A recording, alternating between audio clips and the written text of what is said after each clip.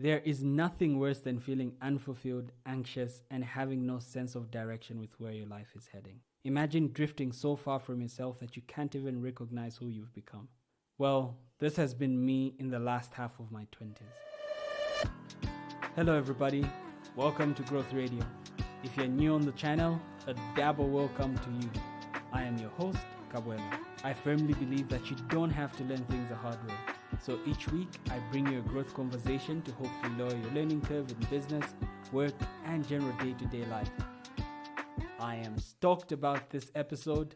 Let's deep dive. Please, if you hear a chicken in the background at any point, that's my co-host. He lives in my yard. There is no better time to explore your interests and the world than in your 20s. I firmly believe this.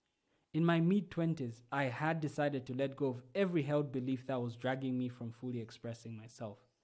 This included traditional beliefs about God, my career, and my relationships. I call this part of my life chasing my own tail. My biggest mistake when I had set out on this exploration was that I threw out the baby with the bathwater.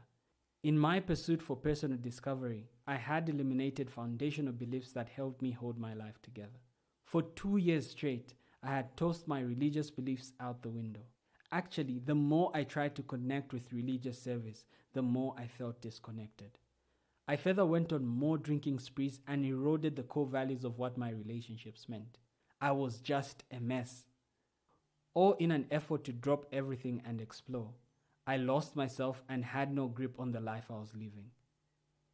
Next was an invasion of toxic habits. At this point in my life, what was wrong before began to seem right. If you are struggling or have struggled with this, you can totally relate. The people, conversations, and places I could not entertain before, now I could indulge unreservedly. Deep down I knew this wasn't me, but it was so difficult for me to get back to my old grounded self. I guess this is a process that many people call growing up.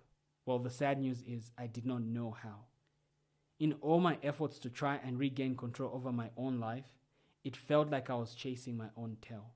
I would resolve to change my ways one day and yet find myself in the same hole the next day. As Clayton Jennings puts it, I was aiming for the finish line, only to end up right at the start. At this point, I almost gave up.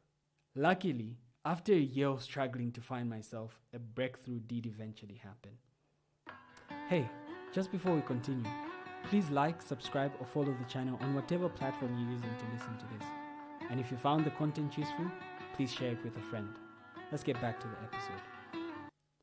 The next chapter is called Regaining Control. My life did begin to fall back into place, and it took me looking back in the rearview mirror.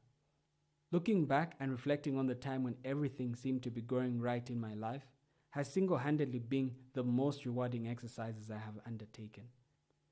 I asked myself, where was I usually most found when I seemed to have a grip on my life? What music did I listen to? What kind of content did I regularly consume? Who were my friends? It's these questions that helped me to identify and recreate the environment that enabled me to thrive and be in touch with myself. Here are some of the things that came out on top.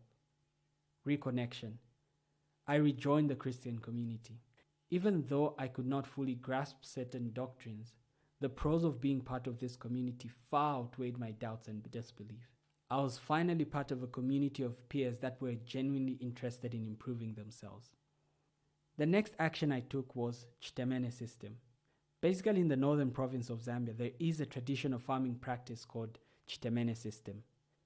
The locals cut down trees, bend them in an effort to improve the soil quality. Well, I took up that system in my own life, and it meant there were casualties along the way. I had to let go of people that were not aligned with where I wanted to go. I wasn't going to try and change anyone because the greatest change that needed to happen was within myself. And my last action was Rewind Selector. I rewatched every inspiring speech, replayed old playlists, and reread books that sparked the most joy, passion, and emotion. You should totally try this. This is what enabled me to reignite, rediscover, and realign my internal compass. And finally, in closing,